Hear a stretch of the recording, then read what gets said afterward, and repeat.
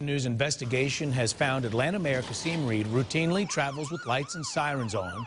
Some in law enforcement say this is a clear violation of state law. Channel 2's Lori Geary spent weeks looking into this and found during every trip we observed, Mayor Reed's security detail rushed to non-emergency events as if someone's life were on the line. Justin, I got the tip from a source in state law enforcement asking me to look into why the mayor's always rushing to events with lights and sirens blaring.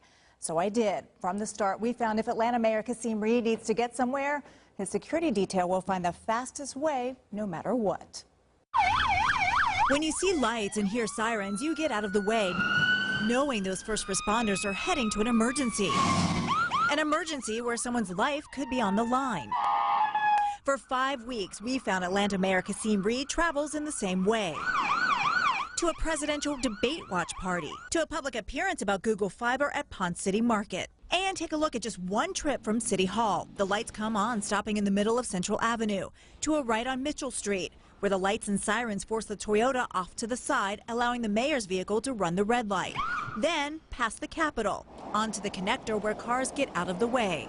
Up 400, this is on Lenox at Peachtree to his final destination. 30 minutes late as the keynote for this government affairs speaker series. To use the lights and siren in the way that he is using them to clear the intersections to get through is not legal in the state of Georgia by statute. We showed our video to Vincent Champion. It just appears he's picking and choosing when he wants to be in a hurry and when he doesn't. He's the Southeast Regional Director for the International Brotherhood of Police Officers and has decades of law enforcement experience. He says other members of the Atlanta Police Department have been suspended for improper use of lights and sirens. The reality is they are violating not only a policy but a Georgia state statute. We looked up the state code. It says to use lights and sirens, there must be an emergency call or an immediate pursuit of an actual or suspected violator of the law. It's right and it's legal. We requested a sit-down interview multiple times with the mayor. He declined, so we caught up with him just before an event. You need to speak to our city attorney because they have a different interpretation of the law. We tried, but no member of the city law department would talk to us. I'm not going to discuss my personal security.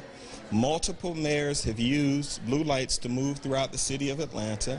Reed's predecessor, former Mayor Shirley Franklin, told me she can't remember a time, if ever, she used blue lights and sirens during her 8-year tenure. I'm confident in the people that are assigned to this detail and the reasons that they've used to be able to use blue lights to move our mayor.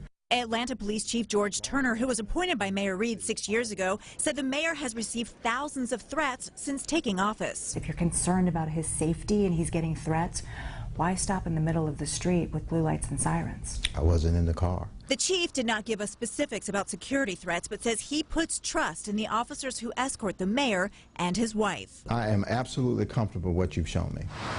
This is how we saw Governor Nathan Deal arrive at the groundbreaking for the new Mercedes-Benz headquarters. No lights or sirens. You can see his vehicle stopped at the light.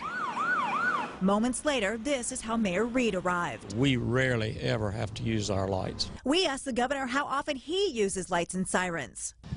I can't even remember when we last used it. He referred us to his security detail. It is not our daily protocol to do that. Lieutenant Colonel David Herring of the Georgia State Patrol told me he would only turn them on for a natural disaster, riots, or some other emergency. State law is very clear, too, on this issue when it comes to elected officials. It is. It sure is. There was no special privilege to utilize the emergency vehicles to get from meeting to meeting. It would have to be an emergency. I guess my question is, why is it important for you to turn on your blue lights and sirens and not the governor of Georgia? You know, you got in your time, you got in the interview that you wanted. The man who heads up DeKalb's public safety department says he rarely uses blue lights and sirens, even when heading to a crime scene, because he's not a first responder. We can only inactivate lights and sirens under situations where you're responding to an emergency call. What's going to happen when the time that they blow one of these lights and there's an accident?